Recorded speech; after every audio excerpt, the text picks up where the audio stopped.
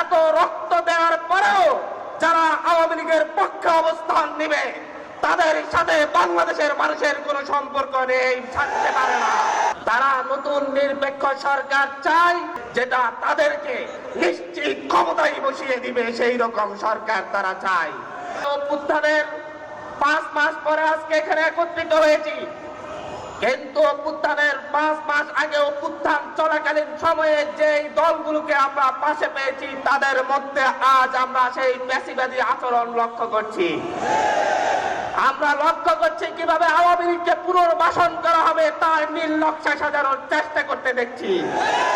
আমরা দেখছি আমাদের ভাইয়েরা এখনো হসপিটালের বিছানায় কাতরাচ্ছে।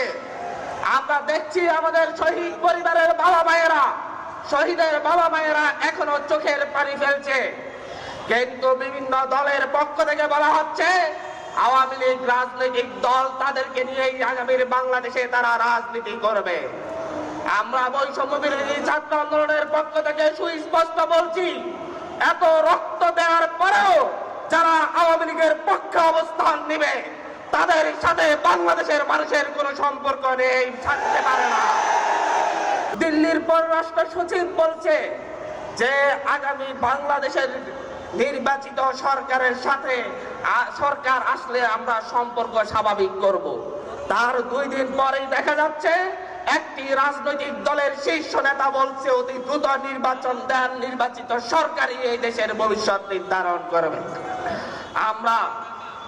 আমরা দেখছি হঠাৎ করে এসে বলা হচ্ছে ডক্টর মোহাম্মদ ইউনূসের সরকারকে তাদের কাছে নিরপেক্ষ সরকার মনে হচ্ছে না।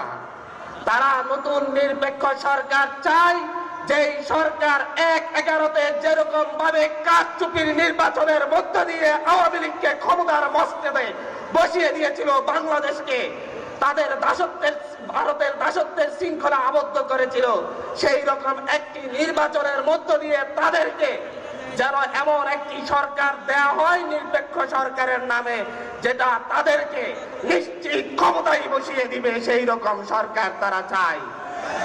তাদের সেই কথার 2 দিন পরে আমরা দেখছি মোহাম্মদ আলী আরাফাত ফেসবুকে পোস্ট দিয়ে বলছে সেও একটি নিরপেক্ষ সরকার চাই, ডক্টর মোহাম্মদ ইউনূসের সরকার নিরপেক্ষ নয়।